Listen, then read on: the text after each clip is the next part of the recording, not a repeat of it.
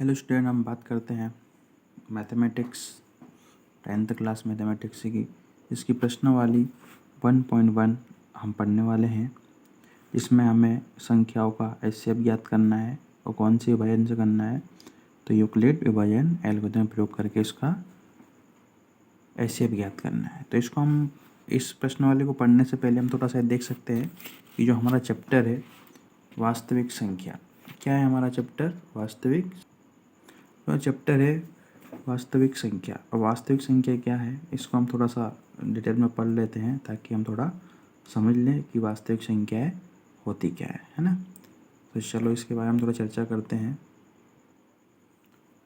चलो हम स्टार्ट करते हैं संख्याओं का वर्गीकरण, है ना। तो संख्याओं का वर्गीकरण, संख्याओं का वर्गीकरण, है ना, कि वो संख्या कितने वर्गों में होती है ना। तो ये हम थोड़ा सा देख लेते हैं। अभी हम देख रहे हैं संख्याओं का वर्गीकरण। तो संख्याओं का वर्गीकरण में हम देख सकते हैं कि जो संख्याओं का वर्गीकरण है उसमें कितने प्रकार की संख्या होती हैं। तो इस वर्गीकरण में हम संख्या देख सकते हैं कि संख्या कितने प्रकार की, तो संख्या कितने प्रकार की होंगी, इसमें 3 प्रकार की होगी। नंबर 1 पे जाएगी हमारी वास्तविक संख्या, नंबर 1 पे जाएगी हमारी वास्तविक संख्या, नंबर 2 पे आ जाएगी हमारी काल्पनिक संख्या, नंबर 2 पे आ जाएगी हमारी काल्पनिक संख्या, नंबर 3 पे आ जाएगी हमारी मिश्रित संख्या, है ना। अब हम वास्तविक संख्या पढ़ रहे हैं, थोड़ा डिटेल में पढ़ लेते हैं इसका, इस संख्याओं का वर्गीकरण कितने टाइप से होता है। तो संख्याओं का वर्गीकरण जो होता है वो 3 टाइप से होता है। पहला तो होता है वास्तविक संख्या, जिसको हम बोल सकते हैं इंग्लिश में रियल नंबर, है ना। दूसरी है हमारी काल्पनिक संख्या, काल्पनिक संख्या को हम बोलते हैं इमेजिनरी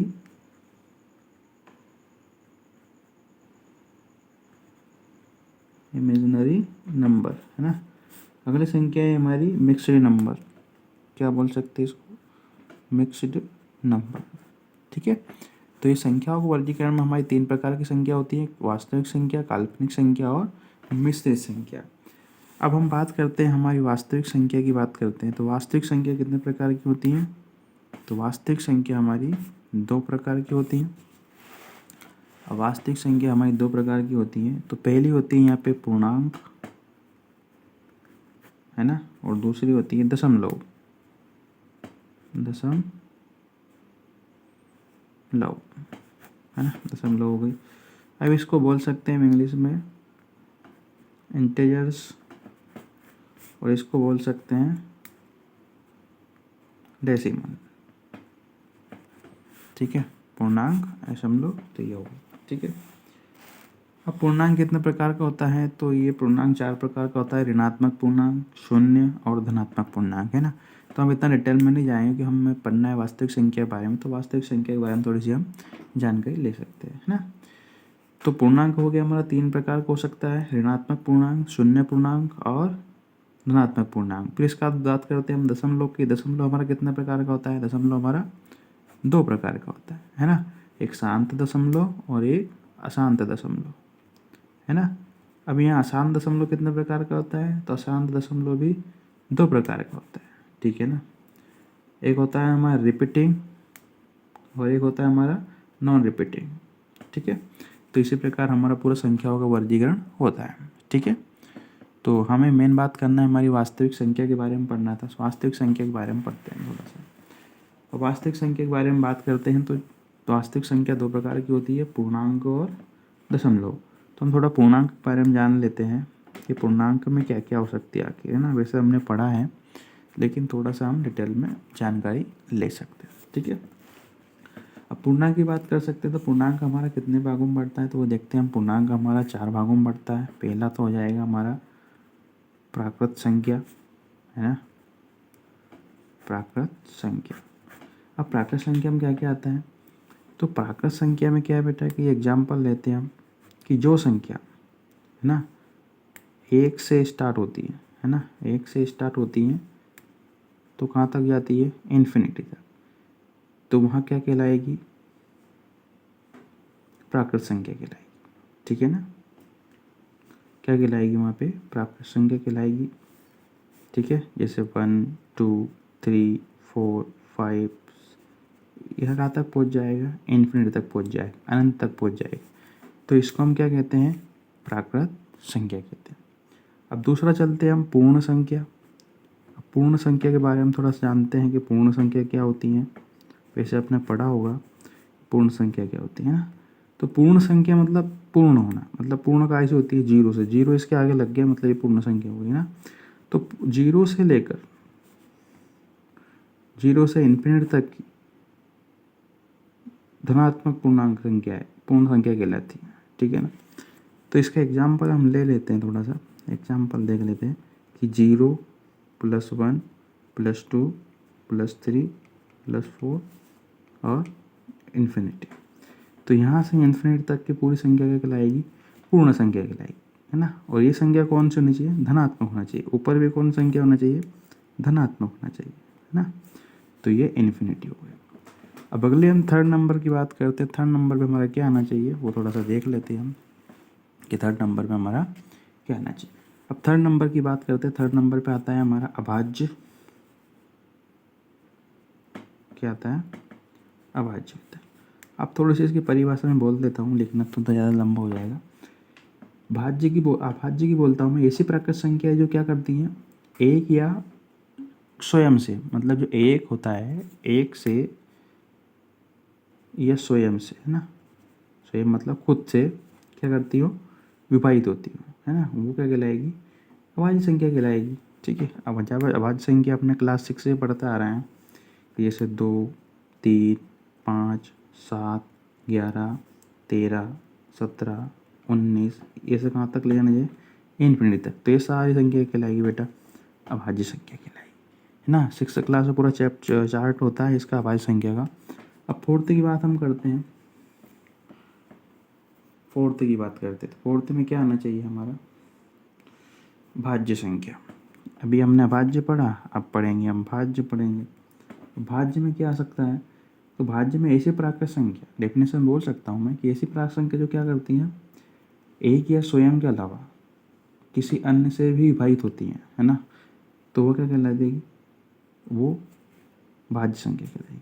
इसे एग्जाम्पल ले सकते हैं हम, 4 + 6 + 8, है ना, +9 ले सकते हैं, +10 ले सकते हैं, +12 ले सकते हैं। यह कहाँ तक जाना है, इन्फिनिटी तक। तो ये संख्या क्या कहलाएगी, हमारी भाज्य संख्या कहलाएगी, ठीक है। तो ये हमारी भाज्य हो गई, ये भाज्य हो गई, ये पूर्ण संख्या हो गई, ये प्राकृत संख्या हो गई। तो थोड़ा समझ में आ ही गया होगा। अब चलो हम थोड़ा डिटेल में एक बार देखते हैं परिमेय संख्या और अपरिमेय संख्या क्या होती है, थोड़ा सा देख लेते हैं। अब हम बात करने वाले हैं परिमेय संख्या की। थोड़ा सा परिमेय संख्या पढ़ लेते हैं। परिमेय संख्या आगे आएंगे तो हम थोड़ा डिटेल में समझ लेते हैं इसको, ये होता है क्या है, परिमेय संख्या है ना। थोड़ा सा परिमेय संख्या के बारे में बात कर लेते हैं। परिमेय संख्या है ना, ऐसी संख्या, कई संख्या कि ऐसी संख्याएं जिन्हें P/Q के रूप में व्यक्त किया जाता है या व्यक्त किया जा सकता है, वे क्या कहलाती है बेटा, वे परिमेय संख्या कहलाती है, ठीक है। वो क्या कहलाती है, परिमेय संख्या कहलाती है। एग्जाम्पल देख सकते हैं हम, एग्जाम्पल जैसे P/Q के रूप में व्यक्त करना है तो एग्जाम्पल में क्या हो जाएगा, 2/3, 5/9, 1/2। तो ये क्या हो गई, हमारी परिमेय संख्या हो गई, ठीक है। अब इसी के बारे में हम बात करते हैं अपरिमेय संख्या की। अपरिमेय संख्या की बात करते हैं तो अपरिमेय संख्या के थोड़ा सा बारे में जान लेते हैं हम, क्या होती है अपरिमेय संख्या। तो ऐसी संख्या, डेफिनेशन लिख रहा हूँ मैं कि ऐसी संख्याएं जिन्हें P/Q के रूप में व्यक्त नहीं किया जा सकता, के रूप में व्यक्त नहीं किया जा सकता, वहाँ क्या कहलाएगी बेटा, वहाँ अपरिमेय संख्या कहलाएगी। क्या कहलाएगी, वहाँ अपरिमेय संख्या कहलाएगी, कहलाती है। ठीक है, जैसे √2, √3 एग्जाम्पल लिया हमने। ठीक है, √2 और पाई का मान्यता मान लेते हैं 3.14 होता है, तो कहाँ तक मान लेते हैं इसको, इंडिपेंडेंट तक। इसका मान अगर हम मानना चाहें तो इसका मान कितना हो सकता है, तो इसका मान हम मान सकते हैं कि 1.732 से कहाँ तक, इन्फिनिट तक। अब इसका मान हम मान सकते हैं तो 1.4 और 4, तो ये कहाँ तक हो सकता है, इन्फिनिट तक। तो ये क्या हो गया बेटा, इस संख्या अपरिमेय संख्या हो गई। ठीक है ना, यही संख्या क्या हो गई, अपरिमेय संख्या हो गई। ठीक है, चलो हम चलते हैं थोड़ा सा प्रश्नावली की ओर। है प्रश्नावली 1.1 का पहला क्वेश्चन करेंगे हम, काइस न्यूक्लियन विभाजन से प्रमेय से करेंगे। चलो देखते हैं हम। हमारा प्रश्नावली 1.1 के बारे में बात करने वाले हैं। तो 1.1 निम्नलिखित संख्याओं का HCF ज्ञात करने के लिए न्यूक्लिड विभाजन एल्गोरिथम का प्रयोग कीजिए, है ना। तो इससे इसका प्रयोग करके हम HCF ज्ञात करना है हमें। तो ये कट का निशान लगा है, इसका मतलब ये नहीं कि मैंने इसे लगाया था, ये पिछली बार आ गया था प्रश्नावली, ये एग्जाम में नहीं आई थी, तो इस बार आ सकती है। तो हम क्या कर सकते, इसको पढ़ेंगे, है ना। तो हमें HCF ज्ञात करना है न्यूक्लिड विभाजन से, है ना। तो 135 और 225, तो पहला क्वेश्चन है, हम इसको हल कर लेंगे थोड़ी देर में। हल करते हैं इसको, बिल्कुल समझते हैं न्यूक्लिड विभाजन प्रमेय किस प्रकार से हमें हल करना है। ठीक है, चलो चलते हैं अगले क्वेश्चन की ओर। तो अगला क्वेश्चन है हमारा प्रश्नावली 1.1 का, क्योंकि जो हम क्या करने वाले हैं, न्यूक्लिड विभाजन प्रमेय का यूज़ करना है, जिससे हमें क्या करना है, जिससे हमें HCF ज्ञात करना है ना। HCF ज्ञात करना है न्यूक्लिड विभाजन एल्गोरिथम। ठीक है ना, तो हम थोड़ा सा देखते हैं इसका। अब इसका फर्स्ट क्वेश्चन है हमारा, इसका फर्स्ट क्वेश्चन आता है हमारा 135 और 225, इसको हम थोड़ा सा हल करेंगे। ठीक है, 135 और 225 को हम थोड़ा हल करेंगे। तो ये हल लिखेंगे हम, हल तो हम लिख देंगे न्यूक्लिड विभाजन एल्गोरिथम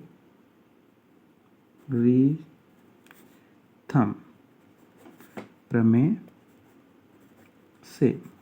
ठीक है, अब एल्गोरिथम प्रमेय का जो हम सूत्र है वो किस प्रकार है, थोड़ा सा हम देखेंगे सूत्र हमारा किस प्रकार है। तो एल्गोरिथम प्रमेय उसका सूत्र हमें मालूम होना चाहिए पहले तो कि A बराबर बी क्यू प्लस, ये प्लस का चिन्ह है, प्लस R। ठीक है, अब ये क्या होता है, तो ये कोई मान लीजिए दो बिंदु है A और B है, क्या है यहाँ पे A और B। तो A और B है, तो A हम किसको मान लेंगे, बड़ी संख्या को हम A मान लेंगे। तो यहाँ पे दोनों में बड़ी संख्या कौन सी, यहाँ दोनों में बड़ी संख्या कौन सी आ गई, 225 आ गई। तो इसको हम क्या मान लेंगे, 225। और B है, B को हम क्या मान लेंगे, छोटी संख्या क्या है यहाँ 135 है, 135 को हमने A और B मान लिया। तो यहाँ पे A और B तो समझ में आ गया कि A और B क्या होता है। जो भी छोटी संख्या रहेगी उसको B मानना है, और जो बड़ी संख्या रहेगी उसको हमें क्या मानना है, A मानना है। तो A और B का तो हमें समझ में आ गया। अब Q और R क्या होता है, तो इसको हम थोड़ा समझेंगे। ठीक है, तो इसको समझने के लिए हम क्या करेंगे, अभी इसका पूरा हिंदी में लिखता हूँ। हिंदी में इसका पूरा क्या आ जाएगा, पहले आ जाएगा इसका भाज्य बराबर भाजक इंटू भागफल इंटू भागफल हो गया, प्लस शेषफल, है ना। अब जो भाज्य है इसको हम बोल देंगे A, जो भाजक है उसको हम जो भाज्य है उसको हम बोल देंगे B, इसको क्या नाम देंगे हम, B रखेंगे, है ना, छोटी संख्या होती है। और भाजक को A बोलेंगे। ठीक है, और ये हो गया हमारा, क्या हो गया, Q, और इसको क्या बोल देंगे, R। ठीक है, तो ये हमारा क्या हो गया, ये पूरा सिस्टमेटिक हो गया। ठीक है, तो इसी प्रकार हमें पूरा इसको याद रखना है। तो याद रखने के लिए इसको हम क्या करना है, अब हम फर्स्ट चरण की ओर चलते हैं कि आगे हमें क्या करना है। तो आगे हमें क्या करना है वो थोड़ा सा हम देख लेते हैं। ए और बी के बारे में हम देखना है, ए और बी। तो जो हमारा न्यूक्लिक विभाजन एल्यूमिनियम प्रमेय है उससे हम थोड़ा सा देखेंगे कि आगे क्या करना है। तो हमारा जो ए नंबर था वो 225 है और बी नंबर हमारा क्या है 135 है। तो इसको किस प्रकार से लिखना है, तो इसका हम फॉर्मूला है इसका, इस फॉर्मूले में इसको निकलेंगे। फॉर्मूला लिखेंगे हम थोड़ा सा, फॉर्मूले में देखते हैं इसका वैल्यू पुटअप करेंगे। चलो हम इसकी वैल्यू पुटअप करते हैं। वैल्यू पुटअप करने में क्या करेंगे हम देखना, आप थोड़ा सा सूत्र के साथ चलेंगे। ए तक आता है, ए हमारा क्या हो गया बेटा, ए हमारा सबसे बड़ी संख्या है। बड़ी संख्या को हमने ए नाम दिया था, ए बराबर 225। तो ए बराबर हम क्या लिख देंगे 225 लिख दिया, बराबर बी क्या है हमारा 135 इंटू क्यू प्लस आर। तो हमें क्यू आर निकालना है। तो हम क्या करना पड़ेगा, यहाँ छोटी संख्या ये है, बड़ी संख्या ये है, तो हम छोटी संख्या से बड़ी संख्या हम क्या करेंगे बेटा भाग देंगे।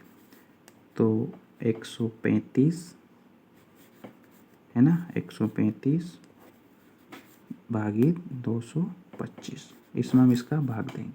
ठीक, अब इसका इसमें हम भाग देंगे, तो क्या आना चाहिए 135 का हम 225 कितनी बार भाग दें चला जाए, तो एक बार देंगे। अभी तो 2 बार देंगे ज़्यादा हो जाएगा, एक बार देंगे। एक बार दिया तो कितना आया आंसर, इसको माइनस कर देंगे। 135 एकम 135, अब इसको माइनस कर 5 में से 5 गए 0 हो गया बेटा। और इधर कितना बचा, इधर हम करेंगे तो कितना जाएगा आंसर इसका 90 आ जाएगा, है ना। तो यहाँ हमारा क्या आ गया, इसको मानेंगे हम आर, इसको मानते हैं क्यू। तो आर और क्यू की वैल्यू क्या है ये वो हमें यहाँ पुटअप करना है। तो 225 बराबर 135 इंटू क्यू क्या है हमारा 1 आया, 1 लिख दिया, प्लस आर क्या आया है, आर हमारा 90 आया, 90 लिख दिया। ठीक, अब फिर हम क्या करेंगे एक्सचेंज करेंगे। तो जो संख्या आई है, अब 135 यहाँ था, 90 यहाँ आया, तो हम क्या करेंगे पीछे वाली संख्या को यहाँ लाते हैं और इसको बाहर ले जाते हैं। तो इसको लिख देंगे हम 135 बराबर 90 को यहाँ ले आएंगे, 90 गुणित फिर क्यू और आर लाना है वापस से।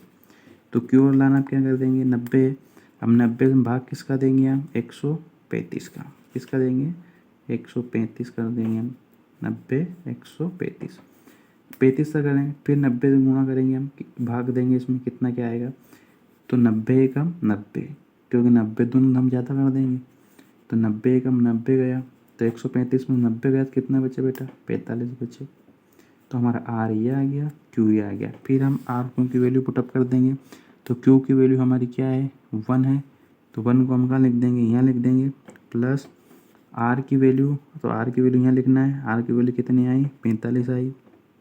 ठीक, फिर क्या करेंगे, फिर ये वाली संख्या यहाँ आगे ले देंगे, 90 आ गई आगे, फिर इस वाले को यहाँ लेंगे 45, फिर हमें क्या करना है क्यू की वैल्यू याद करना है, फिर हम क्या कर देंगे 45 और 90, तो इस 90 को यहाँ लिख देंगे, इसमें भाग देंगे, 45 दोनों कितना होता है 90 होता है, तो 90 आ गया मतलब 0 आ गई। और हमें जब तक करना है ऐसा जब तक कि इसका शेषफल कितना नहीं आ जाए बेटा 0 नहीं आ जाए, है ना। तो हमारा इसका शेषफल कितना आ गया 0 आ गया। तो क्यू की वैल्यू कितनी आ गई यहाँ पे 2, प्लस शेषफल आर कितना आ गया 0 आ गया। ठीक है, तो हमारा आंसर जैसे 0 आएगा और आंसर आ जाएगा हमारा। अब आंसर कैसा आना है वो थोड़ा सा हम देख लेते हैं। अब आंसर कैसा आएगा, तो यहाँ से हम स्टार्ट करेंगे 1 2 3। अब 3 नंबर पे हम गिनती करेंगे, तो 1 2 3, 3 नंबर पे जो भी आएगा वो हमारा क्या आ जाएगा एचसीएफ आ जाएगा। तो हमें एचसीएफ ज्ञात करना था, तो हमारा जो एचसीएफ है वो क्या है, एचसीएफ 45 हो गया हमारा। ठीक है, एचसीएफ 45 हो गया, और शेषफल क्या हो गया हमारा 0 हो गया, शेषफल 0, और यही हमारा क्या हो गया बेटा आंसर हो गया।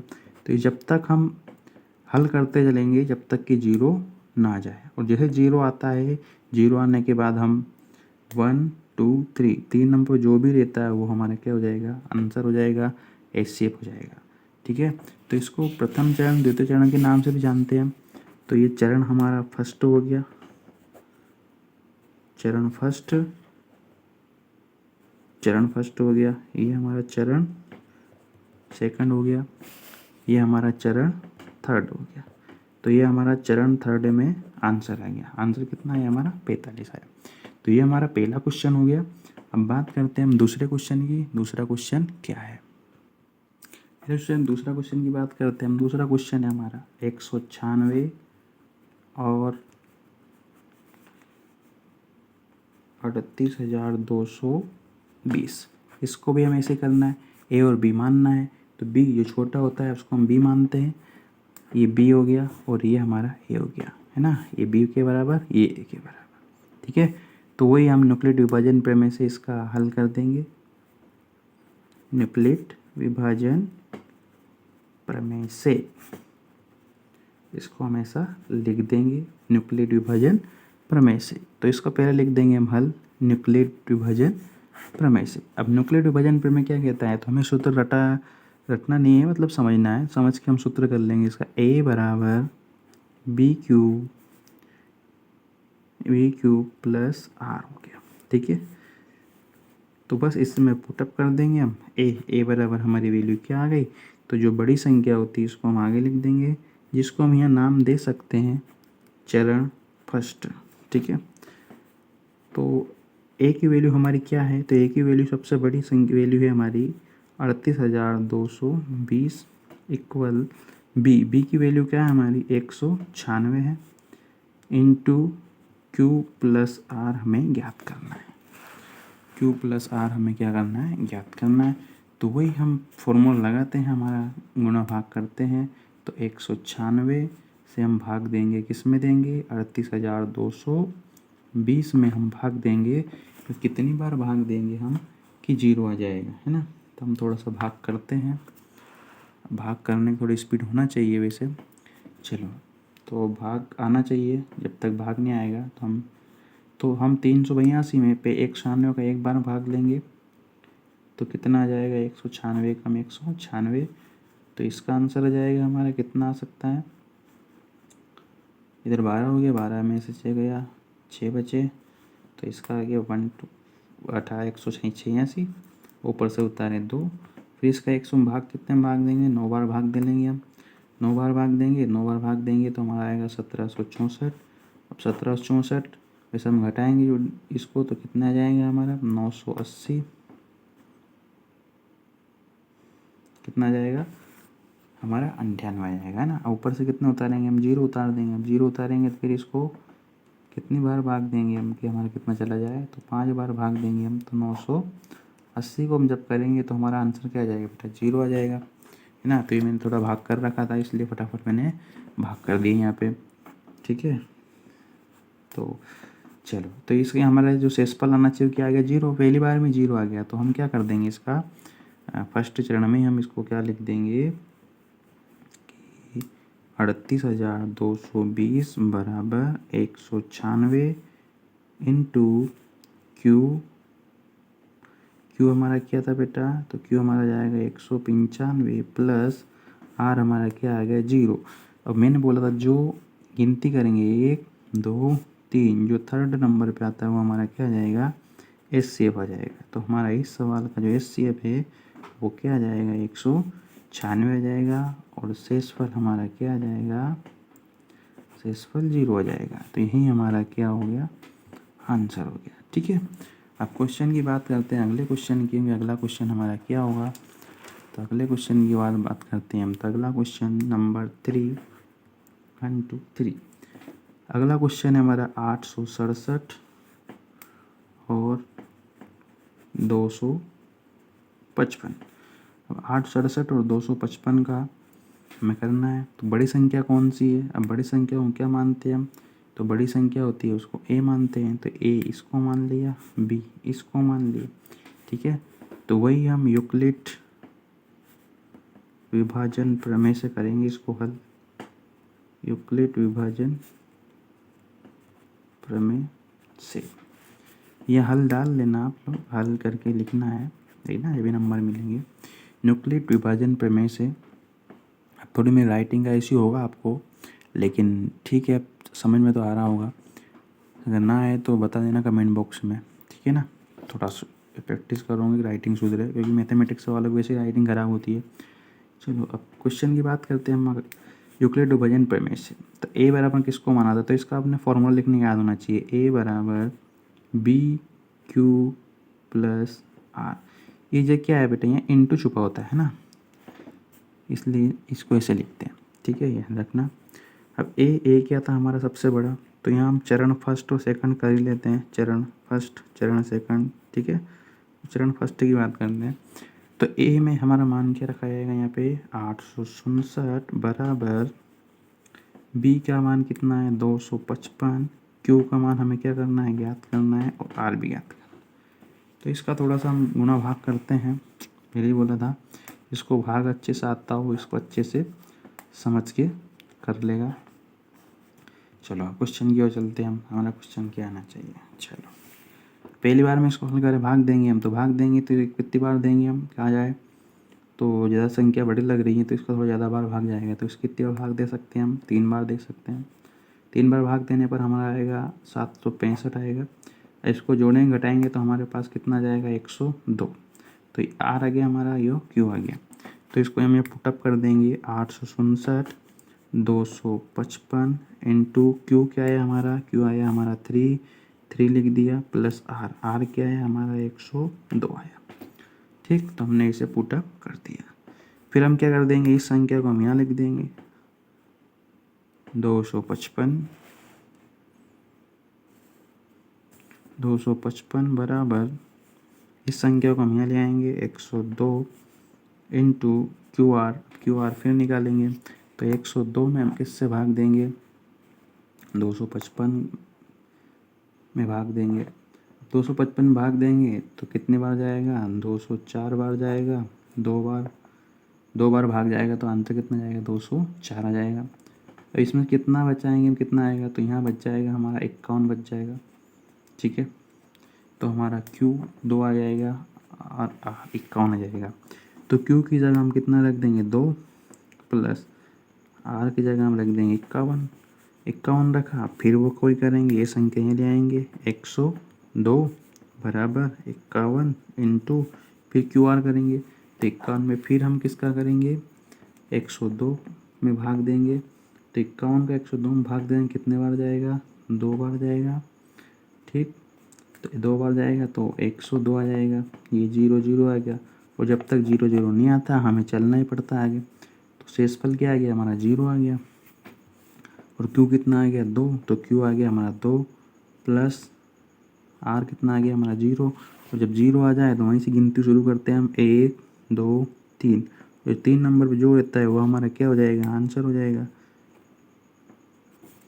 तो मेरा जो SCF है वो क्या जाएगा हमारा 51 आ जाएगा, तो ये हमारा आंसर हो जाएगा, और शेषफल हमारा क्या हो जाएगा बेटा 0 हो जाएगा। तो ये हमारा एल्गोरिथम क्वेश्चन का आंसर था, ठीक है बेटा। तो आपको अच्छा है, समझ में आया होगा, समझ में आया हो लाइक कीजिए, शेयर कीजिए, जिसको पढ़ना है ना वही लाइक करे, जिसको पढ़ना है वही शेयर करे, बाकी फालतू टाइम पास ना करे, ठीक है। क्वेश्चन अच्छा है, जो हमने न्यूक्लिड विभाजन प्रमेय से आपको समझाया है, ऐसे ही क्वेश्चन आप प्रैक्टिस करें, जो भी आपको क्वेश्चन मिले। और वीडियो अच्छा लगा हो तो लाइक करना, शेयर करना, और कमेंट बॉक्स में कमेंट करना जैसा भी लगा हो, ठीक है। अब अगले क्वेश्चन है हमारा 1.1 में। तो 1.1 जो हमारा क्वेश्चन है उसमें ये हम क्वेश्चन की बात करने वाले हैं, क्वेश्चन नंबर 2, 3 और 4 और 5। तो ये क्वेश्चन हम आपको लेक्चर नंबर 2 में बताएंगे। अभी हमने न्यूक्लिड विभाजन के बारे में पढ़ा है, तो थोड़ा इसका प्रैक्टिस कीजिए, इसमें से क्वेश्चन ज़रूर आता है एग्ज़ाम में। अब हम क्वेश्चन की बात करेंगे 2nd, 3rd और 4th की। तो अगले लेक्चर में हम चारों क्वेश्चन के बारे में बात करेंगे और बहुत अच्छे से समझाएंगे, ठीक है बेटा। Okay, thank you all of you.